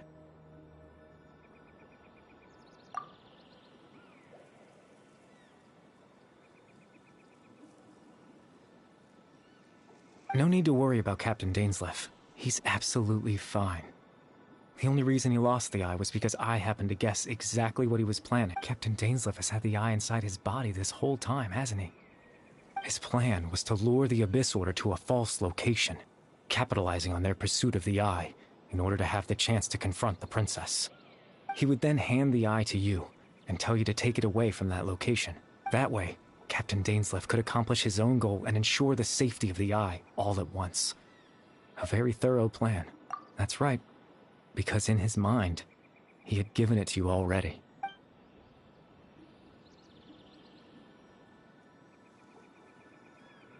Before you two entered that false location.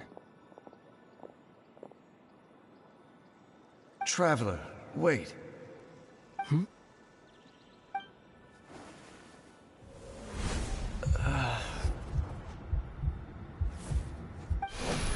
We've no time to lose. Let's head inside.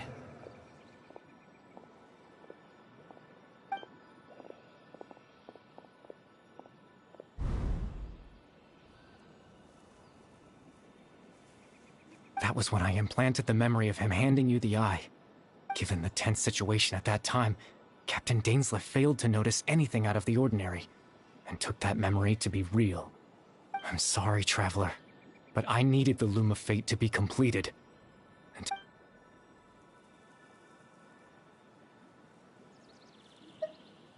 I promise I'm not trying to conceal anything from you, but I truly have no idea what the princess is planning. Tevat's ley line system is deeply entrenched in the planet. Creating new ley lines can neither replace nor extend the ones that already exist in the face of everything they could be planning. I fear I'm too insignificant to even get a glimpse of the bigger picture. In any case, I had my own use for the Loom of Fate, and my goal, at least, has been achieved. You remember my father, don't you? Clotar Alberic. I believe you saw him in your sibling's memory, after he used the power of the Abyss to restore consciousness to my hilichurl form. I suffered from an indescribable love. To comfort me, my father told me a story, that this was a fairy tale world, where I had to take on the form of a little monster. That story managed to dispel my fears, even if just for a moment. My goal was simple: to use the Loom of Fate in its near-completed form, when its ability to create memories was at its strongest, to implant a specific memory into the minds of the hilichurls. In that memory, I would tell them a story, just like my father did for me.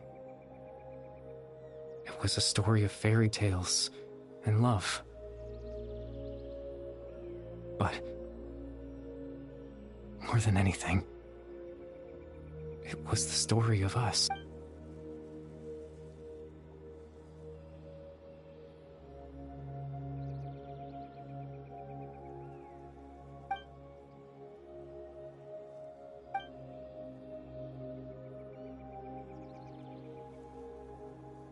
I can't change the world.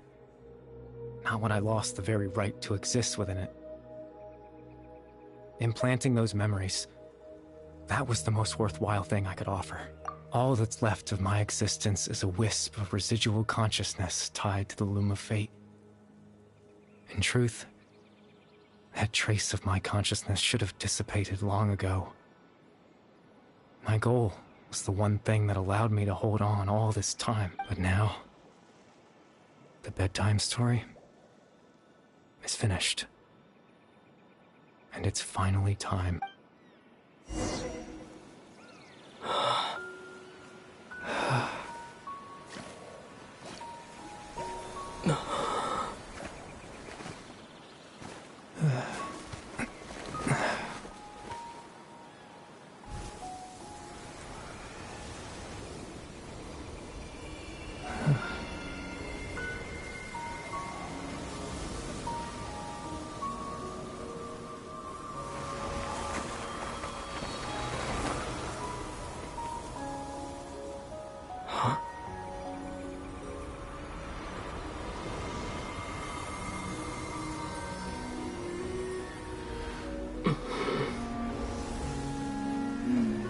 Looks like I was too late to see Kari Bear one last time.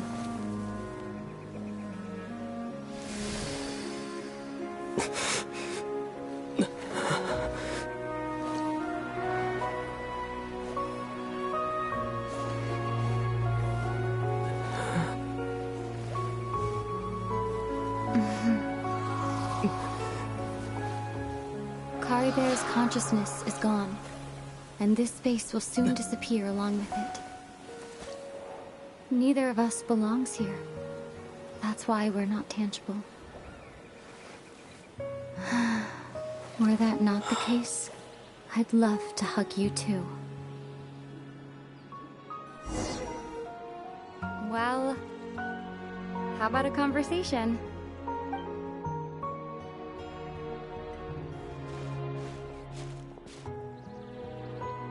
The chance to just stop and talk like this is certainly not easy to come by.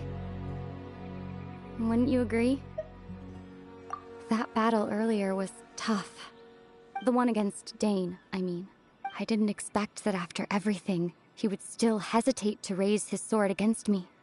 Were it not for that, perhaps I'd still be no match for the Twilight Sword. Even after 500 years. The loom of fate, huh? I still haven't found a way to utilize it to its full potential. But there's still time before the heavenly principles awaken.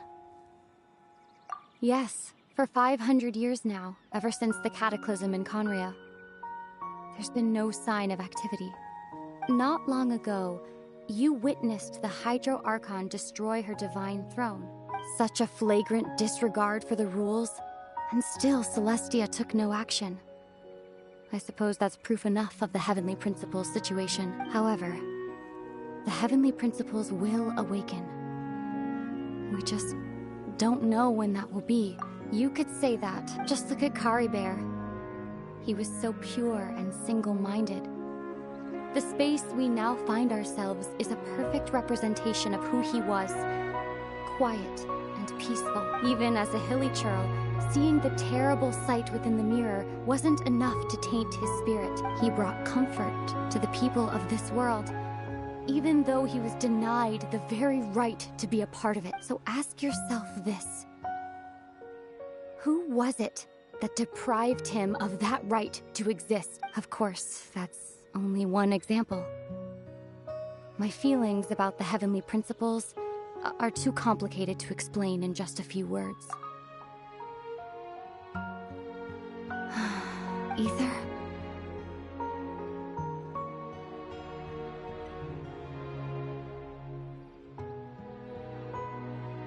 You're the only one in this world who calls me that. There's so much I wanted to ask you, but for some reason, I'm not interested in asking those questions right now. There's just one thing I have to ask. One thing I could never understand. Why? Why can't we continue our journey together?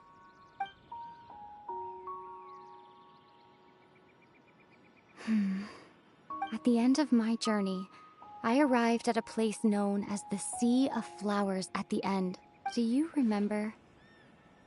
A long time ago, when we traveled between worlds together, you told me you wanted to find a place in the universe where that one flower was in full bloom. To have a place like that suddenly appear before me.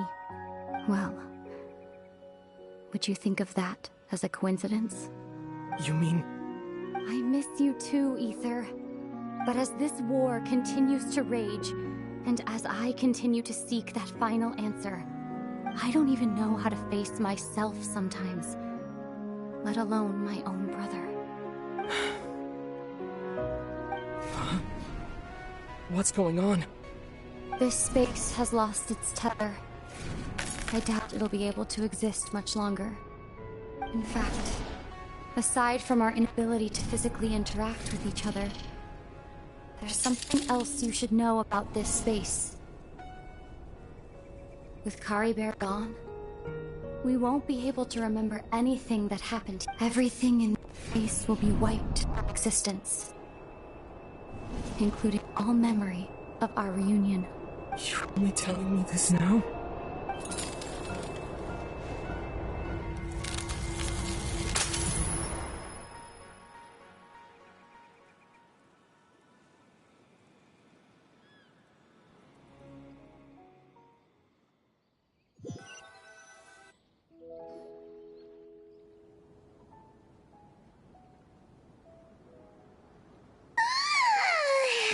Still so sleepy.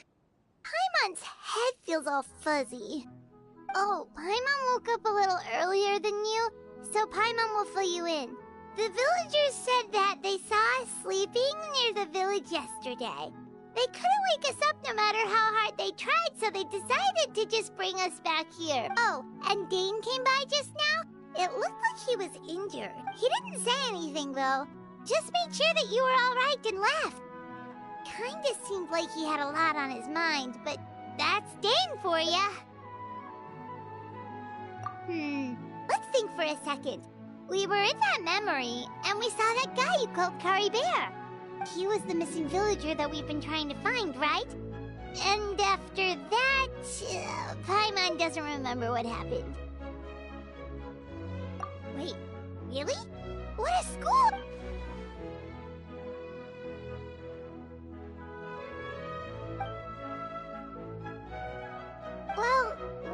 happened after that?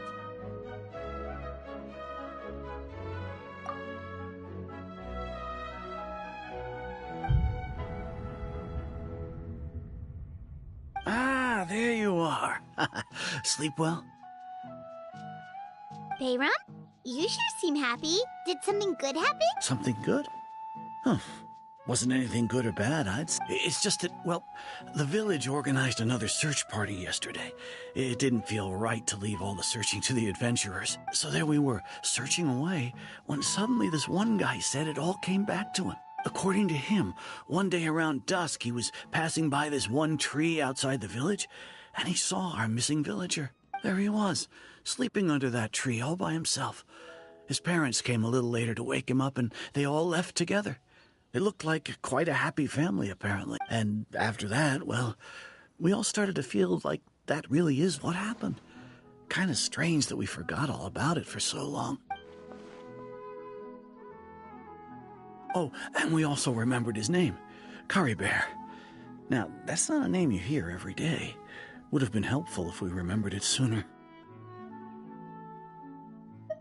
Well, I hope he's happy wherever he is. And we're all relieved now that we know what... Seems like everyone thinks Curry Bear left the village. That's probably for the best. At least they have some sort of explanation now. Paimon wonders how Atosa's doing. Maybe we should go check. Paimon didn't see her in the village just now, so...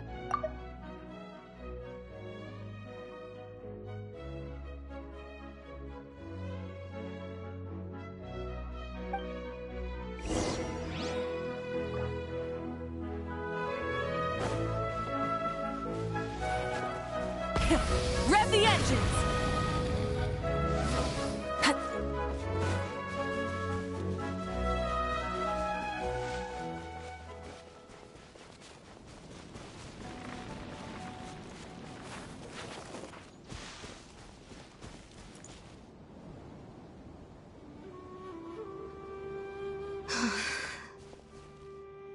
Hey, Atosa, how's it going? Oh, it's you two. I was just about to go looking for you. I wanted to thank you. I was part of the search party, so I remember what happened to Curry Bear now. Honestly, I just can't believe I forgot something so important. He always seemed to appear out of nowhere, and now he left just as quickly. If Curry Bear wants me to forget about the time we spent together, then I'm willing to try. I relied on him for a lot of things, but I'm sure with enough time, even the deepest of attachments can fade.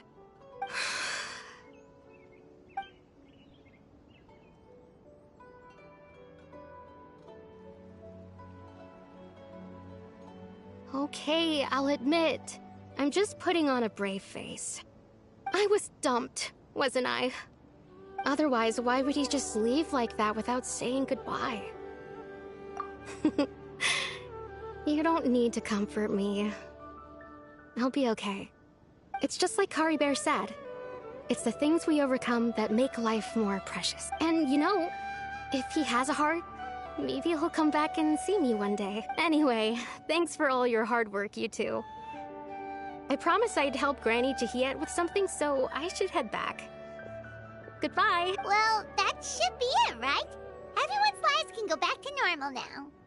Oh, right! Weren't you about to tell Paimon what happened after your conversation with Curry Bear?